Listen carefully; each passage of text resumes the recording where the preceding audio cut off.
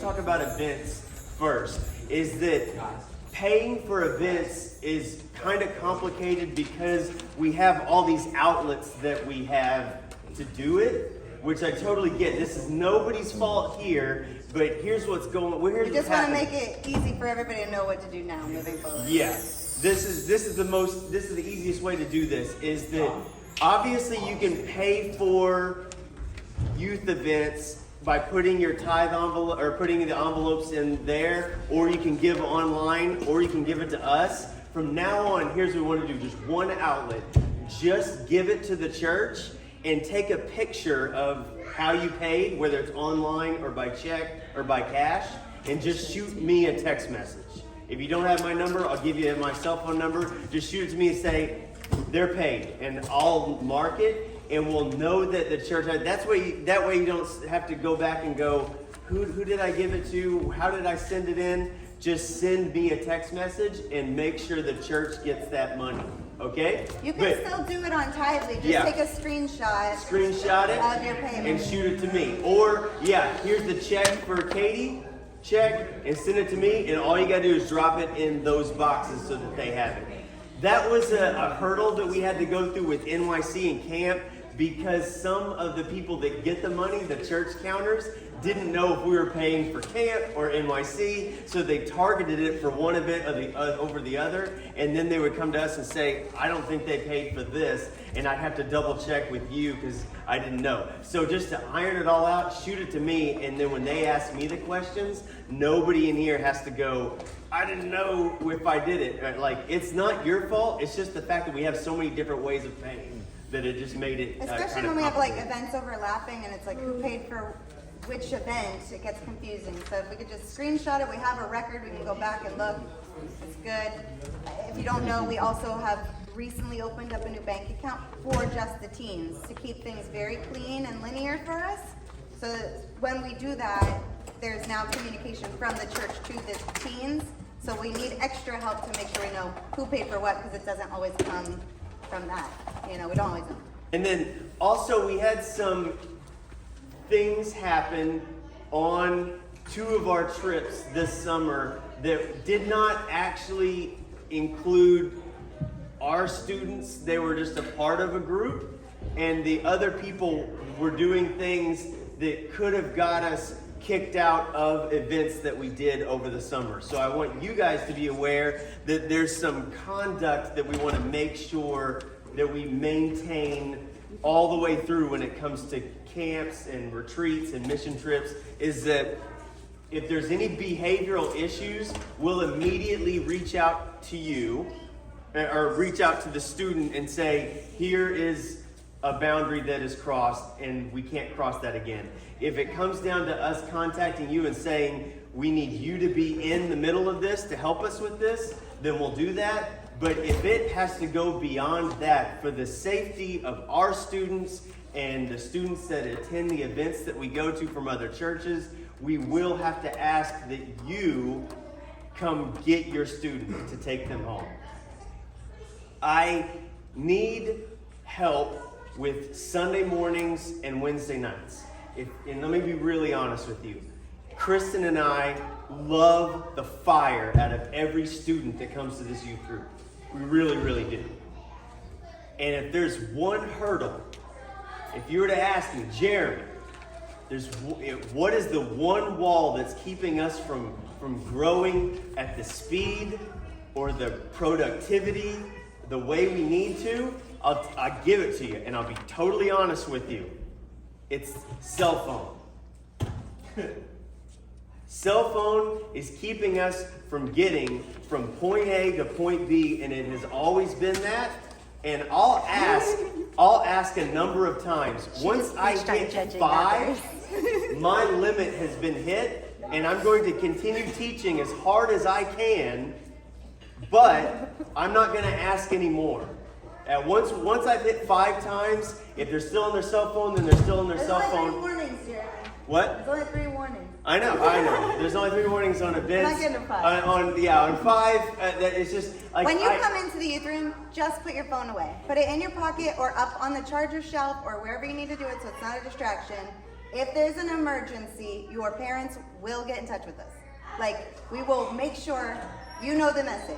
You just don't need it. Because unless he says, get on your phone and look this thing up, then you can take it out. But otherwise, like, Currently, we don't need I have it. not done in my entire It's not career. an emergency. I have never done that, but it is true. It's that like we know that there'll be times when you'll have to pull somebody out, and that happens, and I'm totally okay with that. Usually they let me know before, and that's totally cool. The reason the last couple weeks that we've been getting out late is really just me disciplining for phones. And that's what, otherwise, I'm trying to get everybody from 6 to 7 o'clock is the most important 60 minutes that I've put 3 days of thought and energy and prayer and time into. And I want those 60 minutes to be amazing. And if cell phones get in the way, then yes, it'll be 7:14 and you'll be like, where is my child? But if that's something that we can conquer, if you could please help me with that, we could get so much more efficient in what we're doing. Please help me.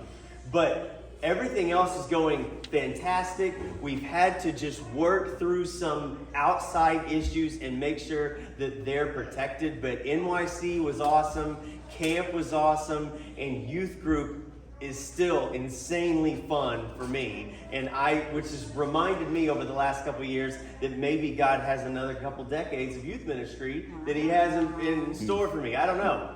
It's possible. I could be a 60-year-old youth pastor. I'm pushing. But I really appreciate if I could get some of the ones that have graduated, if there's any sitting here tonight that have graduated, to continue to help out and be a youth group. I love it. The invitation's there too. So, I have two things. Yeah, two things, and yeah, absolutely. Mike, don't go anywhere. I need you for my 1 point.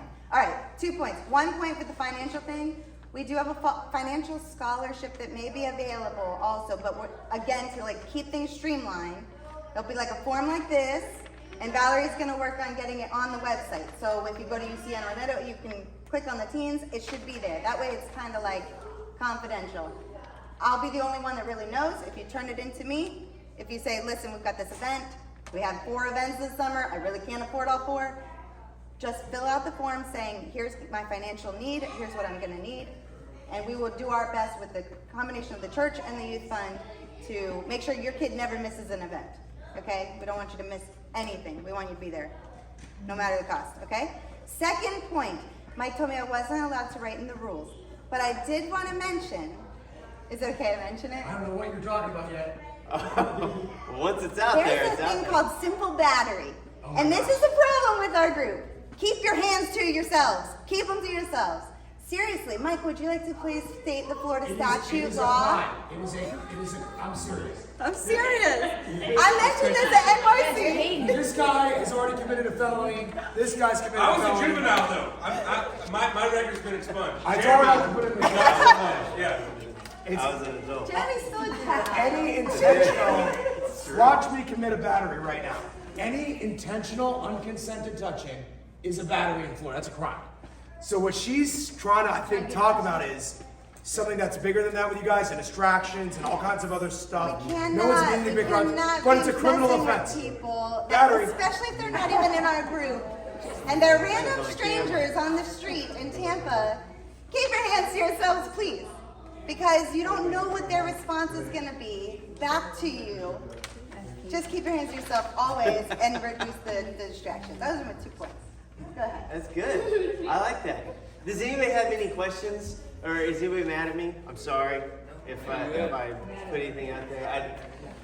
I really, really care that you know that every time our youth group meets together, it is with a very specific intention to getting us farther to where we need to be. We don't waste any Sunday mornings or Wednesday nights. There's no waste. So when it comes to Connie teaching or Kristen teaching or me teaching, there's always a purpose in what we're trying to do and where we're trying to go. And so, and even the events that we plan, there's always a purpose in what we're trying to do. We're trying to grow not only numerically, that'd be great, but mainly spiritually, because we want to start with spiritual growth to help us get to where we need to be. And so I remember these 6 years being the most important 6 years of my life when I was a teenager. So that's why we wrote all this stuff down. You don't have to sign this right now. It could be something that you think about and look at. But by Wednesday, we'd like to be able to start getting some of these coming back, just so that you know kind of where we stand on things, that we really take it seriously, that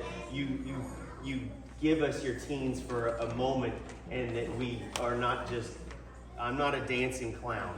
I'm a pastor that really, really cares about these kids. So if that's cool, just take them home, read them. I encourage every student, because it's very, very important that you read these and sign them as well, and know that this is something that is important, okay? Does that sound good? All right, I'm gonna chop up and edit that video up a lot because I said things that I probably shouldn't have. So, well, no, we'll leave this in. I just wanted the attorney to be present for it, because I said this to Tampa how many times? How many times did I say it in Tampa? You're committing a battery, you're committing a battery. I wanted to hear it straight from the attorney. It's true. It is true. Okay. We've signed ours. He has.